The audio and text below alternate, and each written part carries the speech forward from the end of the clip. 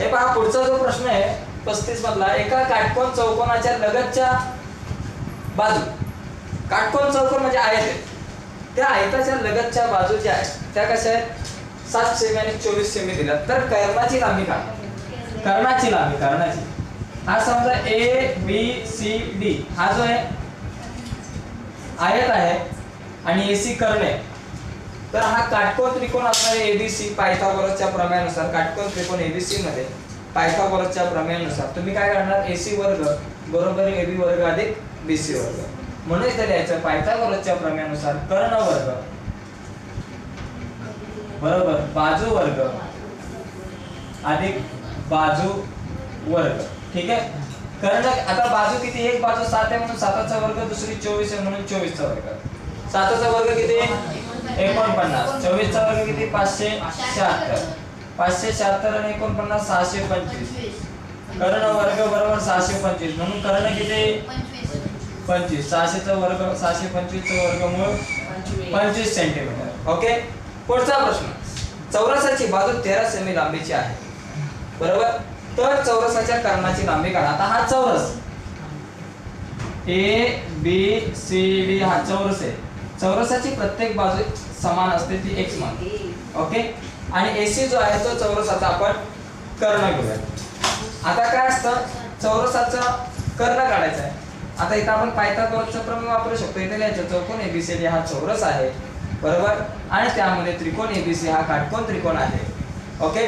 चौरसाची बाजू x मानू, x बरोबर किती 13 सेमी आणि काटकोन त्रिकोण एबीसी मध्ये पायथागोरसच्या प्रमेयानुसार एसी चा वर्ग बरोबर एबी वर्ग अधिक बीसी चा वर्ग, एबी चा वर्ग अधिक बीसी चा वर्ग.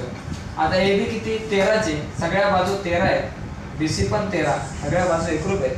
13 चा वर्ग 169 आणि या दुसऱ्या 13 चा वर्ग किती 169च येणार आहे.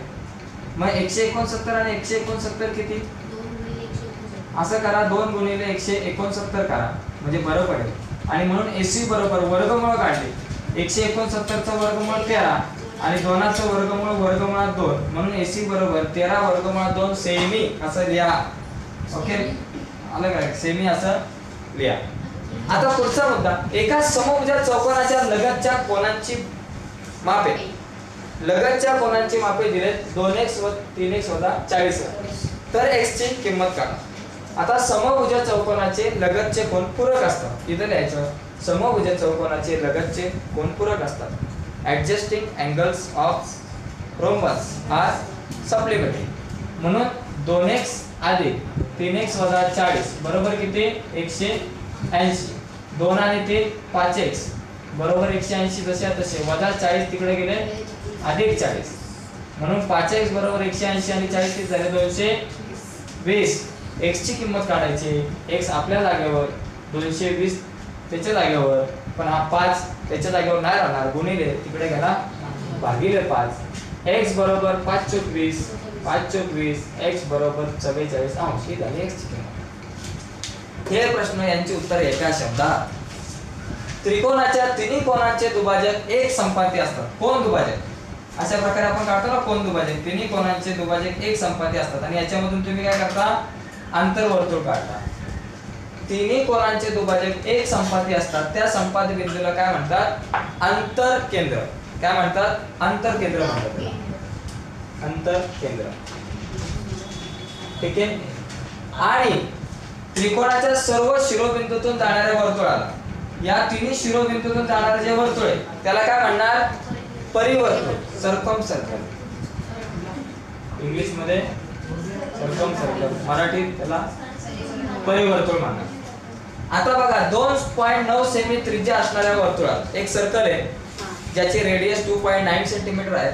तर त्या वर्तुळात जास्तीत जास्त किती लांबीची जीवा काढू शकतो. वर्तुळाची सगळ्यात मोठी जीवा म्हणजे व्यास आणि व्यास हा त्रिज्येच्या दुप्पट असतो. म्हणजे 2.9 गुणिले 2, 2.9 च्या दुप्पट किती 5.8 सेंटीमीटर. आता 5.8 सेंटीमीटरच्या पुढे आपण काढू शकत नाही बरोबर. व्यास ही सगळ्यात मोठी जीवा बरोबर, म्हणजे सगळ्यात मोठी आपण किती 5.8 सेंटीमीटर लांबीची जीवा काढू शकतो. पुढचा, एका वर्तुळाची त्रिज्या 4 सेमी. आता हे आपलं एक वर्तुळ आहे ज्या वर्तुळाची त्रिज्या किती 4 सेंटीमीटर आहे आणि ज्याचा केंद्र ओ बिंदू आहे. आता ओपी 4.2 आहे. ओपी किती आहे? 4.2. आता 4.2 अंतर त्रिज्येपेक्षा कमी आहे का त्रिज्येपेक्षा जास्त आहे? जास्त आहे 4 पेक्षा. मग पी बिंदू कुठे असणार? वर्तुळाच्या आत का वर्तुळाच्या बाहेर? वर्तुळाच्या बाहेर. म्हणून ते देणार पी हा बिंदू कुठे असणार आहे? वर्तुळाच्या बाह्य भागात असेल. बाह्य भागात असेल.